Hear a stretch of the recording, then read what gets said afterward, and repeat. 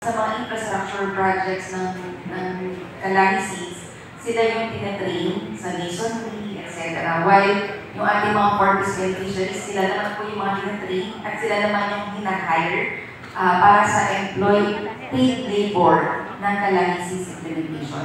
Noong 2017 to 2023, ito naman po yung disaster response operation modality na context kung saan merong bagong landscape ang implementation ng Calamities. Sinisigurado po natin na we adapt to the changing context. Nagka-COVID, nagka-bagyo, yung disaster response po ay mas pinaikli natin yung proseso ng Calami at mas pinalawak po yung ating coverage. Sa implementation ng Calami, pinakamalaki ang aming allocation ng nakaraang taon, kung saan 16 billion ang aming allocation at kung saan nakapag-implement kami ng may pinakamataas na numero ng projects, 16,320 noong 2023 lamang.